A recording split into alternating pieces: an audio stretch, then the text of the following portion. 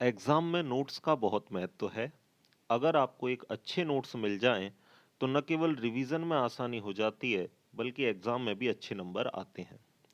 तो मैं अजय ओझा हाज़िर हूँ एक बार आपके सामने फिर से एक इसी तरीके से शानदार नोट्स की वीडियो लेकर और इस बार मैं आपके लिए डी और एफ ब्लॉक के नोट्स ला रहा हूँ जो क्लास 12th के लिए हैं। अब इस नोट्स के अंदर पहले आप इनको देख लो, राइटिंग आपको अच्छे से समझ में आ ही जाएगी। एनसीईआरटी की हर एक इम्पोर्टेंट लाइन इसके अंदर मेंशन है। आप प्रीवियस ईयर के कोई भी क्वेश्चन आप देख लीजिएगा, नोट्स से वो बाहर नहीं होंगे। जितने भी प्रीवियस ईयर क्वेश्चंस हैं या जो आगामी एग्जाम्स के अंदर जो क्वेश्चन बन सकते हैं, उनको भी मैंने इसके अंदर शामिल किया हुआ है। बिल्कुल आसान लैंग्वेज में ये नोट्स हैं, आपको अच्छे से समझ में आ जाएंगे। ठीक है, सारी जो इम्पोर्टेंट बात है उनके आगे स्टार भी लगाया हुआ है, जिससे आपको एग्जाम में पता चल जाए कि भाई अक्सर किस पॉइंट से ज़्यादातर प्रश्न एग्जाम में बनते हैं। कहीं भी कोई इंपॉर्टेंट बात है तो वो मैंने मेंशन कर रखी है। ठीक है, जैसे ये क्वेश्चन है अक्सर एग्जाम में आता आता आता ही रहता है कि भाई Ti+4 तो कलरलेस है, जबकि Ti+3 कलरफुल है, क्यों, रीजन दीजिए। तो आप सबको पता है Ti+3 में क्या होता है भाई, एक अनपेयर्ड इलेक्ट्रॉन बचता है जिससे डी ट्रांजिशन होता है, और डी ट्रांजिशन होता है तो क्या हो जाता है, कलरफुल कॉम्प्लेक्स हो जाता है। ठीक है, इसी तरीके से देख लो आप मैग्नेटिक कैरेक्टर, एक क्वेश्चन यहाँ से भी लगभग एग्जाम में आता है कि भाई Sc+3 का निकाल दो, Co+2 का मैग्नेटिक मूवमेंट निकाल दो, तो उसका फॉर्मूला भी आपको लिख रखा है √n+2, जिसकी यूनिट क्या है, बोर मैग्नेटॉन, जहाँ पर n बराबर क्या है, नंबर ऑफ अनपेयर्ड इलेक्ट्रॉन, है ना। तो इस तरीके से हर टॉपिक को मैंने इसके अंदर, और देखो कई सारे एग्जाम्पल्स भी आपको करवाए हैं, आप देख लो, ऐसे नहीं कि एक दो एग्जाम्पल करवे के, हमने लगभग कितने 10 एक एग्जाम्पल इनके सोल्व कर रखे हैं। इसके बाद ऑक्सीडेशन नंबर, क्वेश्चन आता है कि भाई Mn सबसे ज्यादा ऑक्सीडेशन नंबर क्यों दिखाता है, देखो हर पॉइंट इसका क्वेश्चन है। जो जो मैंने यहाँ पर एरो लगवाए ना, हर पॉइंट यहाँ पर एक क्वेश्चन है। ठीक है, जैसे क्वेश्चन आ जाए आपको कि भाई डी ब्लॉक में से ऐसा कौन सा एलिमेंट है जो केवल एक ही ऑक्सीडेशन स्टेट दिखाता है, तो वो कौन है, स्कैंडियम है। ठीक है, ऐसा कौन सा संक्रमण तत्व है जो केवल एक ही ऑक्सीकरण अंक दिखाता है, तो याद रहे आंसर केवल स्कैंडियम होगा, जिंक नहीं होगा।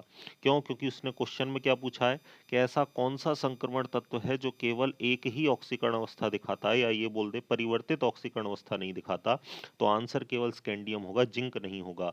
यद्यपि जिंक भी केवल एक ही ऑक्सीडेशन स्टेट दिखाता है +2, लेकिन जिंक आंसर क्यों नहीं होगा, क्योंकि जिंक संक्रमण तत्व है ही नहीं। संक्रमण तत्व तो केवल कौन है, स्कैंडियम है इसमें। ठीक है, ध्यान रखना है आपको, क्योंकि जिनमें D10 विन्यास होता है वो संक्रमण तत्व नहीं होते, आपको अच्छे से पता है। और स्कैंडियम D10 है, इसलिए संक्रमण तत्व नहीं है। और अगर ऐसे पूछे कि कौन कौन से डी ब्लॉक में है 3D में जो केवल एक ही दिखाते हैं, तो मैं आंसर दे सकता हूँ स्कैंडियम और जिंक। लेकिन अगर मेरे से ऐसे बोले कि भाई संक्रमण तत्व कौन सा है जो परिवर्तित ऑक्सीकरण अवस्था नहीं दिखाता, तो मेरा केवल आंसर होगा स्कैंडियम। ठीक है, हर एरो में आपको क्वेश्चन दिख जाएगा, हर एरो में कि Mn+7 ऑक्सीडेशन स्टेट क्यों दिखाता है, क्योंकि इसमें डी में सबसे ज्यादा अनपेयर्ड इलेक्ट्रॉन होते हैं। ठीक है, हर एक देखो जो आए हुए क्वेश्चन है वो भी मैंने आपको लिखवा रखे हैं कि भाई ये ऐसा क्यों है, इस प्रकार से सारी बातें आपको इसमें क्वेश्चन के फॉर्म में भी मिल जाएगी। ठीक है, हर एक में देखो संकुल यौगिकों का निर्माण, संकुल यौगिकों को क्यों बनाते हैं, ये क्या ऐसा रीजन है। देखो केमिस्ट्री के अंदर है ना, वन लाइन के अंदर आपको सटीक अगर आपने आंसर दे दिया तो आपको पूरे नंबर मिल जाएंगे। केमिस्ट्री में कोई बहुत बड़े बड़े क्वेश्चन नहीं आते, क्वेश्चन छोटे छोटे आते हैं, लेकिन अगर सटीक आपने एक शब्द भी उसको दे दिया ना सटीक, तो वो आपको पूरे नंबर दे जाएगा। और आपने फालतू की खूब सारी बातें लिखी हैं तो उससे कोई मतलब नहीं है, काम का एक शब्द पूरा आपको नंबर, पूरे मार्क्स आपको दिलवाएगा। ठीक, देख लो आप एक बार इन नोट्स को। हाँ, इस बार ध्यान रहे, पिछली बार क्या था आपके इनसे क्वेश्चन कम आते थे, बस स्ट्रक्चर पूछ के छोड़ देता था। लेकिन अब आपको ध्यान रखना है कि इनके अंदर की जो रिएक्शन है वो भी आपको याद रखनी है, क्योंकि सिलेबस थोड़ा सा आपका रिड्यूस किया है, जैसा आपको पता ही है इस बार। तो नंबर ऑफ क्वेश्चंस ज़्यादा बनेंगे, तो आप न केवल यहाँ पर इन रिएक्शंस को याद करें, स्ट्रक्चर्स को भी याद करें, सारी चीज़ों को देखें। जैसे यहाँ पर एक देखो बहुत बढ़िया क्वेश्चन है, एक बार आया हुआ है सीबीएसई के अंदर, कि K2Cr2O7 में जो ये Cr2O7 2- है ना, इसमें जो Cr और ऑक्सीजन वाले बॉन्ड हैं वो समान लंबाई के नहीं होते। ये जो सिंगल वाला बॉन्ड है ये थोड़ा बड़ा होता है, और ये बाकी के 6 जो बॉन्ड हैं ये कैसे होते हैं, थोड़े छोटे होते हैं। ये भी क्वेश्चन बन चुका है, जो मैंने नोट लगा के आपको यहाँ पर मेंशन कर दिया है। ठीक है, ये क्वेश्चंस आपको बन जाते हैं, और ये जो रिएक्शंस हैं ये भी आपको एग्जाम के अंदर पूछ ली जाती हैं। ठीक है, ध्यान रखना। चलिए और आगे बढ़ता हूँ, और भी जो जो इम्पोर्टेंट चीज़ें हैं वो मैं आपको बताता हुआ चलता हूँ। रिएक्शन देखो याद रखनी है, इनकी स्ट्रक्चर पूछ ली जाती है, कलर पूछ लिया जाता है, कौन सा आपका मैग्नेटिक है, कौन सा आपका वो डायामैग्नेटिक है, ठीक है, सारी बातें पूछ ली जाती हैं। मैग्नेट आयन का कलर हरा, इसका नील लोहित या बैगनी वगैरह मैं कह सकता हूँ, ठीक है। और आगे चल लेते हैं हम, ये इनके अलग अलग मीडियम में रिएक्शन दे रखी हैं।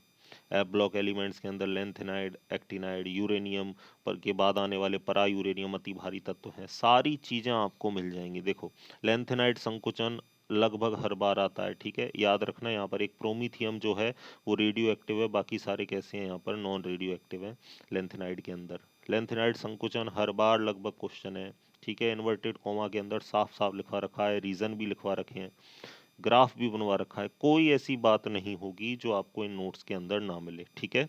आप अच्छे से पढ़ते हुए चलें। इलेक्ट्रॉनिक कॉन्फ़िगरेशन की ट्रिक बता रखी है, कौन सा नहीं आएगा वो बता रखा है, जिससे याद करने में आपको हेल्प होगी कि एक्टिनाइड का लिखना है तो देखो एक्टिनाइड में F1 नहीं है, F5 नहीं है, F8 नहीं है, और D1 किस किस में है, ये आपको 5 एलिमेंट दे रखे हैं जिनमें D1 है, ठीक है। इतनी सी बातें याद हैं तो पूरा कॉन्फ़िगरेशन आप लिख दोगे। क्वेश्चन आ जाता है कि एक्टिनाइड में कौन से ऐसे एलिमेंट हैं जो +7 ऑक्सीडेशन स्टेट दिखाते हैं, तो याद रखना नेपटूनियम और प्लूटोनियम है, ठीक है। हर बातें मैंने यहाँ पर आपको मेंशन कर रखी हैं, अच्छे से अलग से देखो पॉइंट बनवा के भी लिखवा रखे हैं, जो अभी तक क्वेश्चन नहीं बने हैं लेकिन पता नहीं क्यों लगता है कि भाई ये क्वेश्चन भी कभी ना कभी बन जाएंगे। तो जो इम्पोर्टेंट बातें मेरे को लगती हैं मैं उनको क्लास के अंदर नोट करवा देता हूँ, और वही नोट्स मैं आपके लिए लेके आया हूँ, आप इन सबको पढ़ लें। लेक्चर देखने हैं तो अज अकेडमी पर लेक्चर आप देख लीजिए। चलिए आशा करता हूँ आपको नोट्स पसंद आए होंगे, और इसी तरीके के नोट्स आपको चाहिए तो कमेंट में लिखना ना भूलें, और नोट्स पसंद आए हैं तो अपना फीडबैक ज़रूर हमारे साथ शेयर करें। धन्यवाद।